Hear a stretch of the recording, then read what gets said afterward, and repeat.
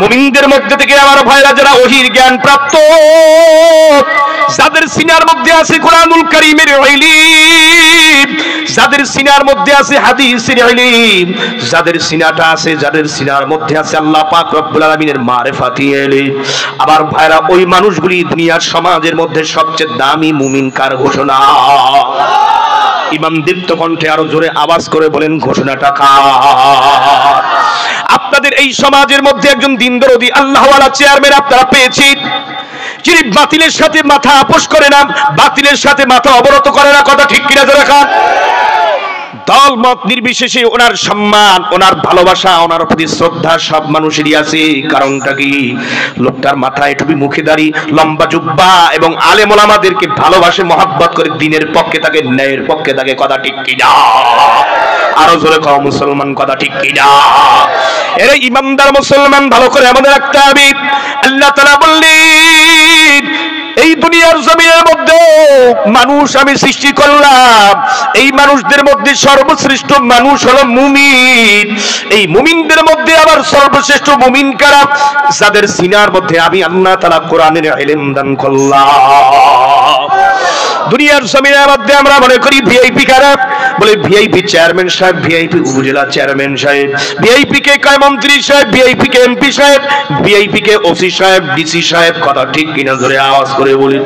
সরকারি কর্মকর্তা কর্মচারীরা ভিআইপি, আর ভিআইপির বাহিরে যারা নন ভিআইপি আমরা সবাই সাধারণ জনগণ। কথা ঠিক কিনা?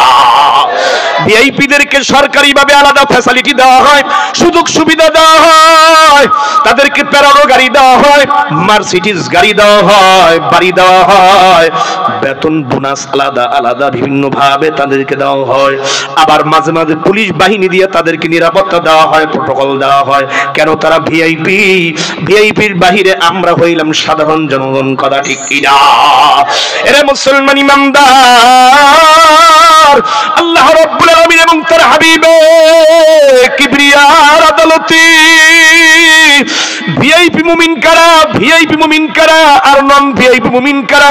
সাধারণ মুমিন এবং ভিআইপি মুমিনদের পরিচয় আল্লাহ পাক নিজেই কোরআনে দেন। যাদের সিনার মধ্যে কোরআনের ইলম আছে তারা হলো ভিআইপি মুমিন। আরো জোরে বলুন সুবহানাল্লাহ।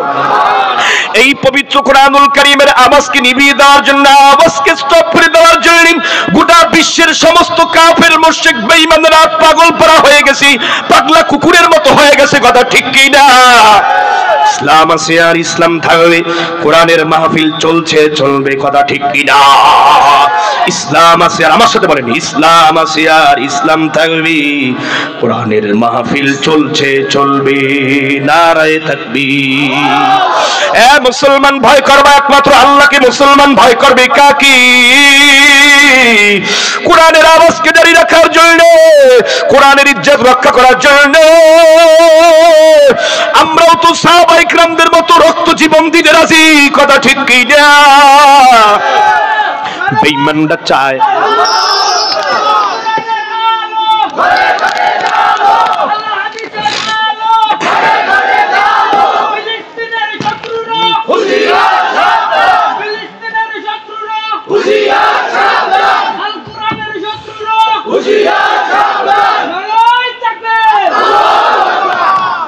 কি ব্যাপার? তাকবীর তো সবাই দেন না।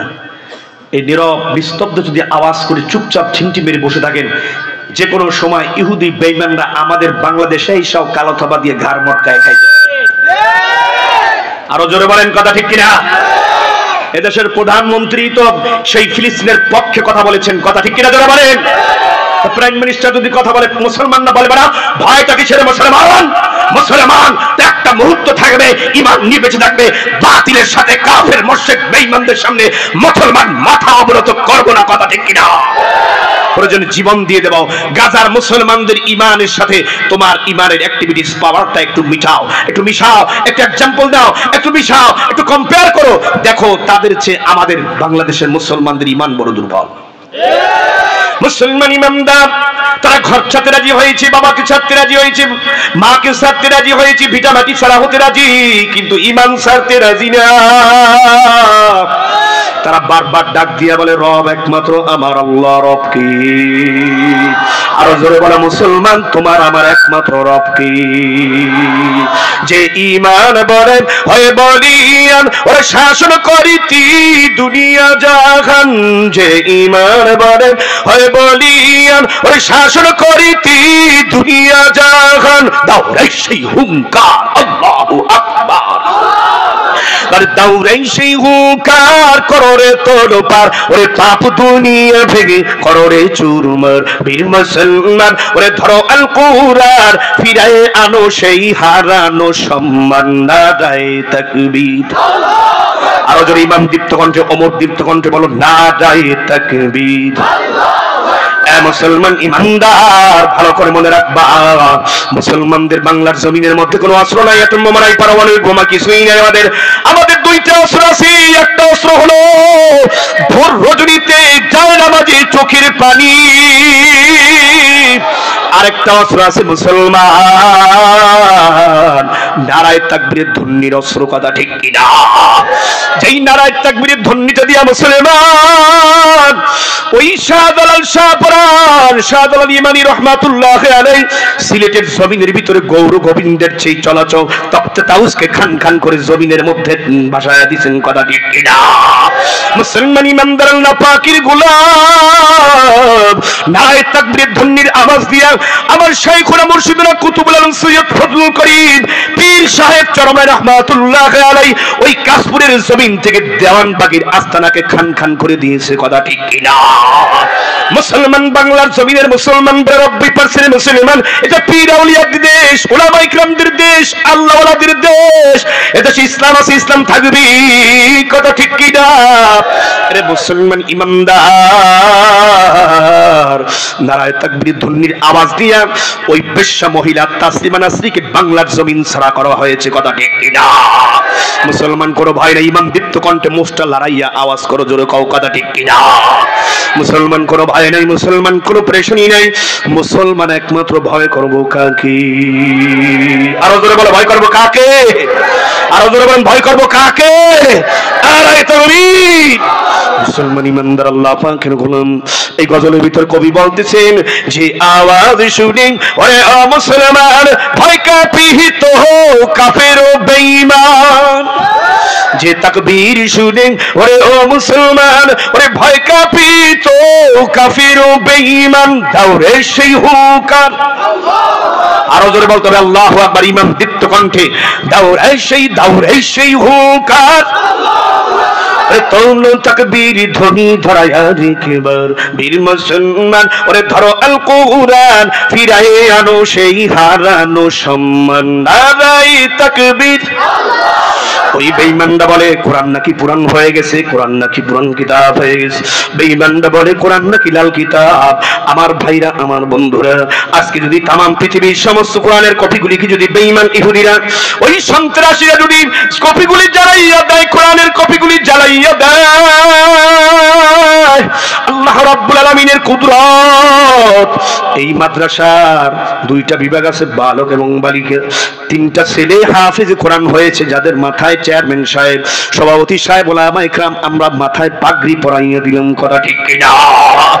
এই মাদ্রাসার হাফিজ কোরআনদের মতো পৃথিবীর জমিনের মধ্যে লক্ষ লক্ষ হাজার হাজার শত শত হাফিজ কোরআন আছে।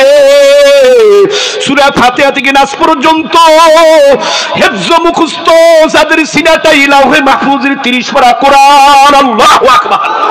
এটা হলো পবিত্র কোরআনুল কারীমের বাস্তব মুজিজা। কথা ঠিক কিনা? বিকৃত আওয়াজ করে বলেন। আরে মুসলমান ইমানদার ভালো করে মনে রাখতে হবে, মুসলমান আওয়াজ করবা ময়দানে থাকতে পারবা, মুসলমান আওয়াজ করবা না নাস্তিক বেঈমানরা রাজত্ব করবে, ইহুদি বেঈমানরা রাজত্ব করবে। অথচ মুসলমান, এ আমার ভাইরা, আমার বন্ধুরা, গোটা বিশ্ব শাসন করেছিলেন মুসলমান। কথা ঠিক কিনা? হযরত ওমর রাদিয়াল্লাহু তাআলার কাছে এক ইহুদি বেঈমান চলে আসছে। ইহুদি বেঈমানদের আমার ভাইরা ওদের স্ট্রাকচার, ওদের বৈশিষ্ট্য, মুখের মধ্যে মিঠা আর অন্তরে বিষ। মানবতার বুড়ি আওলায়, মানবতার বুড়ি আওলায় জাতিসংঘের মধ্যে ভাষণ দেয়, বিভিন্ন সময় সভা সেমিনারে ভাষণ দেয়। আমরা বিশ্বের মধ্যে শান্তি চাই, রোল মডেল করতে চাই, শান্তির রোল মডেল হোক গোটা বিশ্ব।